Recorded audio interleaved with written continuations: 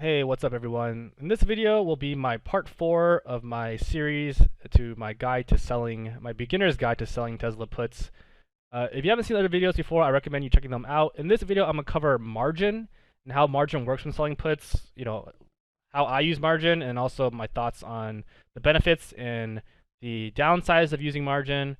And also, I referenced earlier about a way to get 30 to 50% ROI in a previous video on selling cash secured puts, and I'll cover how that math works in this video as well. So when it comes to selling Tesla puts, or sorry, so selling puts in general, you can either do cash secured puts, which means that you have the cash on hand, ready in your brokerage account. It's getting held there in case you get assigned. You can buy those shares right away. Or you can use margin, which means you don't have the cash in your account, but they're using something else as leverage. So it could be cash, but less cash. It could be your stocks.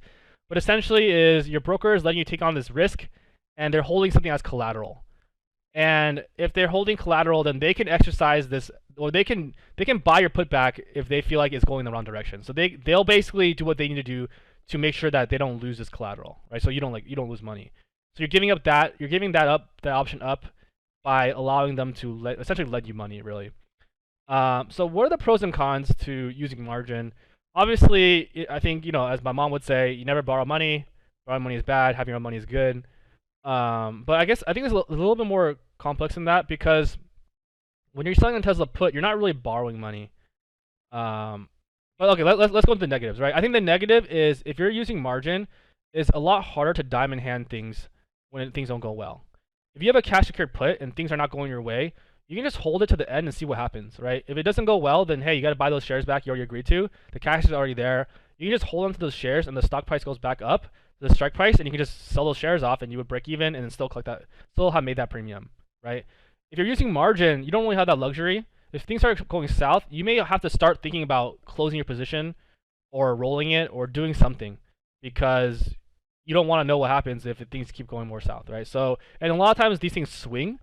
So if you don't do a good job at allowing for some delta, then you're probably you're putting you in a position where you could lose money now, but then if you did nothing, you probably wouldn't have lost it, right? Okay, another benefit to using margin is that you get a much higher ROI.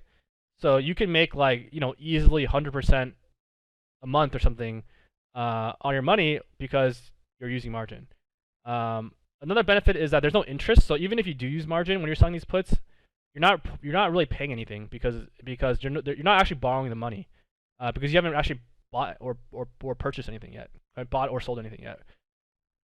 And then obviously, if you are using margin, you can super easily get fucked if you're dumb. So I think that's just like a disclaimer. You could definitely get royally screwed if you're using margin and you're not doing it correctly.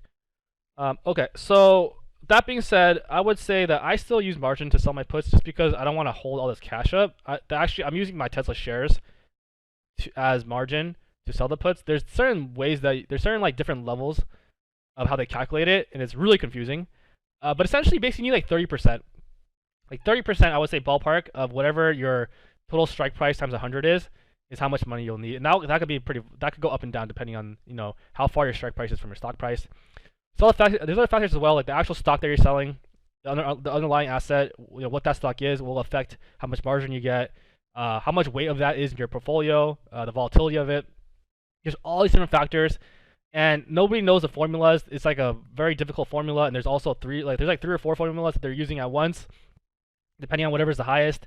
And if you called your brokerage and asked them what the formula is, they couldn't even tell you. But they have some calculators in there, so you can just check to see what would happen if you were to sell something or the price were to go in a certain way. So that's how margin's calculated.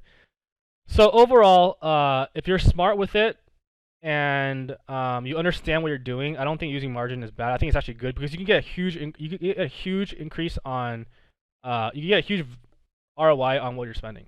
That being said, I think even with cash secured puts, you can still make a lot of money.